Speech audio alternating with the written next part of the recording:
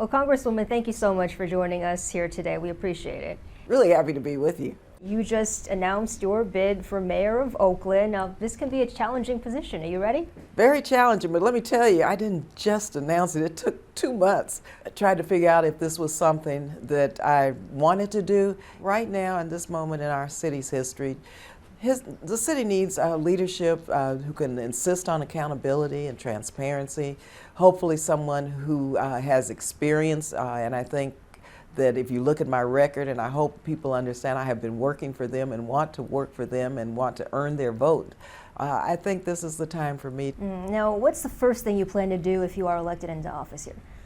The first thing I plan to do is bring people together and say, let me listen to you.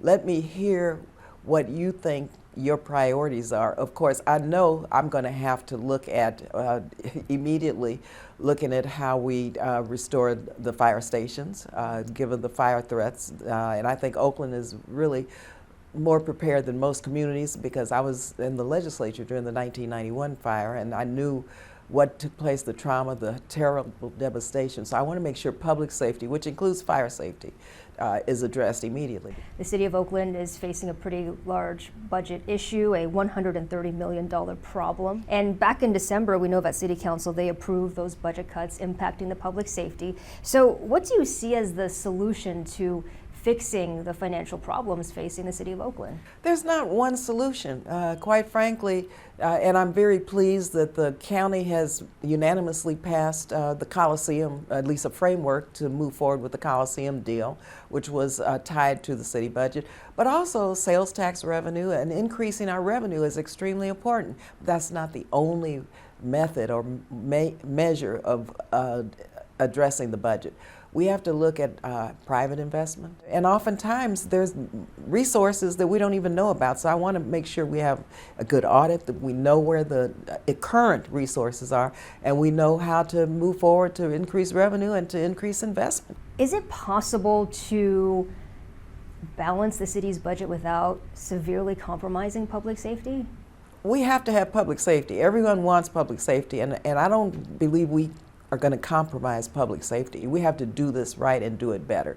I believe in violence interrupters. I believe in preventing crime. I believe in ceasefire, and they're doing phenomenal work, and they do work closely with the police department, and the crime rate is beginning to come down. Well, we have a good trajectory right now. We've got to take that to scale, and we can't just see policing as the only way to address public safety. We have to prevent crimes from taking place. And so I'm looking at new ways to do that on a regional basis. So on that topic, how do you apply your progressive values, because you are seen as a pillar of progressivism on the national level as well as the state level. How do you apply those progressive values when it comes to addressing issues like violent crime, which is a big one in Oakland? Well, these are Oakland values. I don't know one progressive person who doesn't care about keeping their neighborhood safe, who don't care about their children being able to go to school and not worry about school violence. I don't know any progressive, moderate, conservative. I don't know anyone. So I don't believe that we should be looking at public safety and most issues through a lens that is defined by a political perspective, because we have to look at Oakland values and we have to look at what Oakland residents believe and want, and I believe the same thing. When we think about things through, for example, like a progressive approach, I'm sure that could shape the approach to policing or drug treatment or helping somebody who might be on the street who's unhoused. Well, look, you have to have every point of view considered.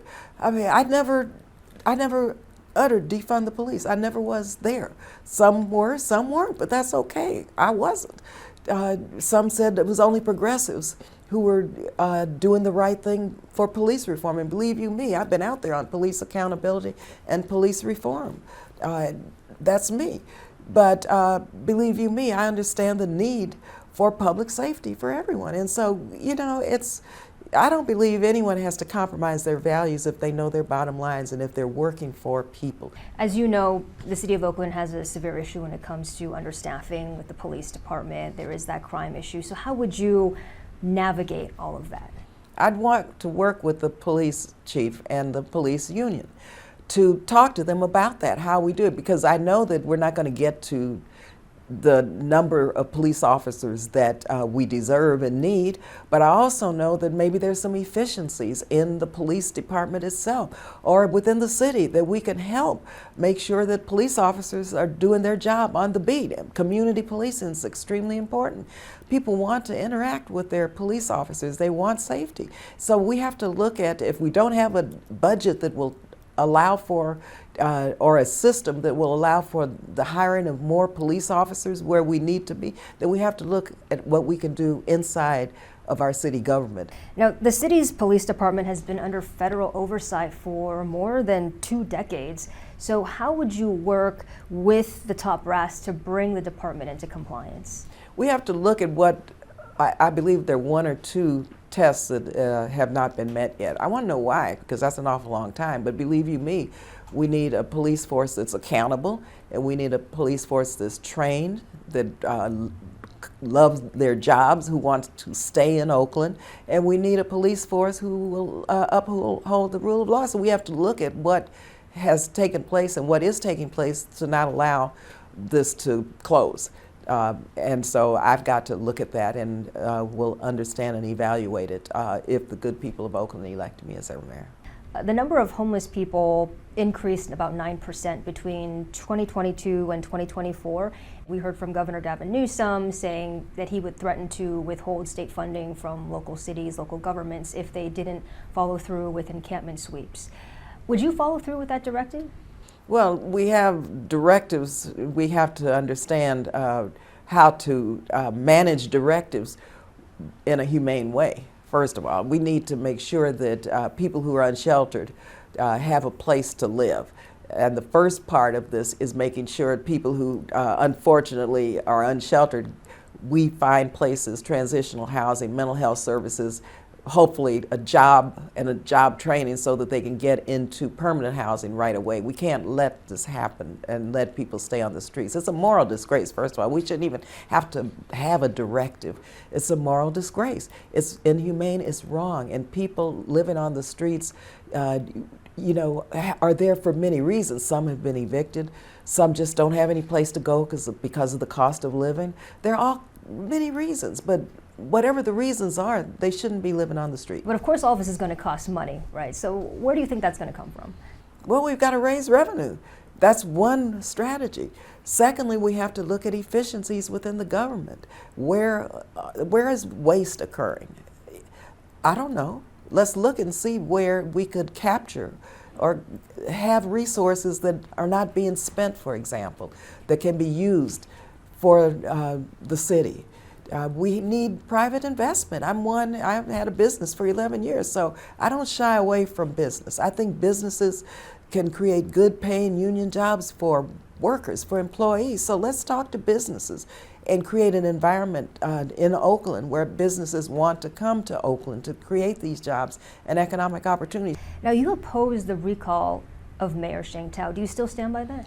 Listen, I voted the way and spoke out against that recall, but the people who conducted the recall, they won. So I've got to accept the will of the voters. That's what voters decided. That was the will of the people. Now I'm running for mayor. And I hope I've worked to earn everyone's vote. Of course, at this time, given the recall, given a number of events that have happened politically in the city of Oakland, there is quite a bit of distrust in local city government. How would you work to rebuild that trust among Oakland voters? Lack of hope is a real issue I'm grappling with and want to grapple with if I'm elected. Because people have to have hope. They have to believe in their city. They have to believe in their leadership. As I said, I'm hands-on. And I'll go into the communities. You can't make false promises. And so I hope people know me. If they don't, I want this campaign to be a campaign where they get to know me and know what I have done. If we can't do so, and what I'm saying now, I'm not making a lot of promises in this campaign. You know, if I'm elected, we're going to look at what promises we're going to make together and deliver on them. I would like to ask you too about the subject of age. Right? This has been something that's been under the spotlight, especially recently during the last presidential election. Some of your opponents in this race have mentioned that it's time for a new generation of leadership. Do you agree with that? Listen, you know, there's nothing I can do about my age. All I can say is I believe that my leadership, my history, my ability to bring people together to solve problems is something the voters will have to decide if they trust me to be able to do that. I've never worked in City Hall, so believe you me, I have a lot of fresh ideas for the city. I've never worked there. Actually, as a federal and state official, I have supported my city and my congressional district and my state legislative district in ways that have helped with the quality of life. And so if I haven't worked to earn a voter's vote, then they won't vote for me. So I hope they know, though, that I have a lot of experience, and experience matters, I think, at this point in time in Oakland's history. And also being able to use my leverage from everywhere, because I've delivered and I've helped a lot of people around the country, around the world, and I would want to be able to now cash in on that. Do you think there should be a maximum age limit for our elected officials? No, I don't. You know, that takes away a person's fundamental right to vote for who they want to vote for. And if they believe that someone is too young or too old or not experienced or has been there too long, voters are very smart, especially voters in Oakland. They won't vote for them. How would you apply that experience from being in Congress to running a local city?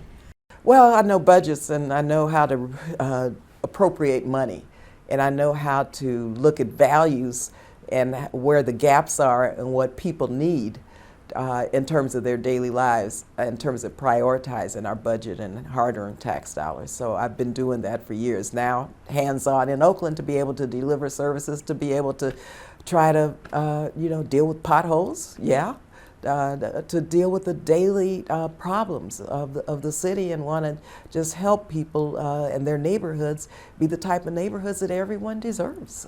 Thank you so much, Congresswoman, for your time. We appreciate it. Nice to be with you.